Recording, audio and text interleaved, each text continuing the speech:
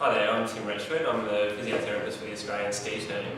Along with 4 students from CSU, we've come up with a series of exercises which I think are going to be particularly helpful for a lot of younger skiers. Now, these exercises have been devised on the basis of the people that we've seen in the ski camps in the past week, but also in my experiences in the last 5 years working with the team. The sort of things that we're commonly seeing, particularly with the younger skiers, is problems with postural stability. And what I mean by that is, if we can get James to come on up, is that we're often finding that particularly the younger skiers are quite tight in the chest. That we're finding also the muscles around the back of the shoulder blades are quite weak, particularly the muscles in through here, the lower trapezius.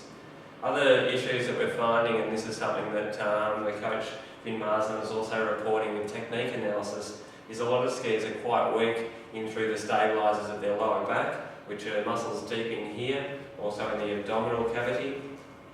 And we're also finding that the balance of some of the skiers is quite poor.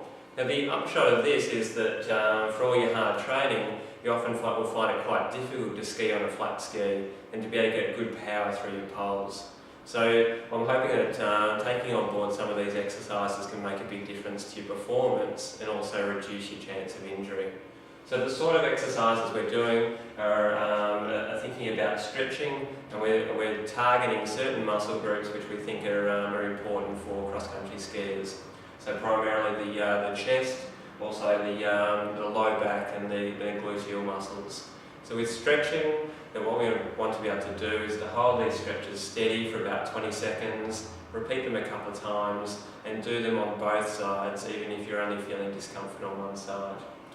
With our strengthening exercises, these can be incorporated into your training sessions when you're doing circuit training, or also exercises which you can do before using the double pole machine, or even in some instances before you do power poling. These exercises are aimed at primarily strengthening muscles in the back, which are really important. If we can stabilise the pelvis and low back, and also the shoulder blade better, you'll be able to generate more power through the poles. What's also important is your double poling technique, and I'd encourage all of you to liaise with JC if you're in the Victorian team, or with Finn Marsden if you're in the national team. And it could be a good idea to send little movie footage to either of those guys so you can get some feedback as to your technique. A lot of the injuries we're seeing are related to poor double poling technique, which is often relating to excessive elevation of the shoulder blade prior to putting the poles in. What we're trying to emphasise is that is strong control through the shoulder blade prior to poling. The other exercises are targeting the muscles of the in the low back, the gluteal muscles, and also the deep abdominal muscles. The last exercise, the single leg squat, is looking at control of the pelvis, the knee, and the foot. Now, this is particularly important because ideally we want to be able to keep a very flat ski to be able to optimise glide.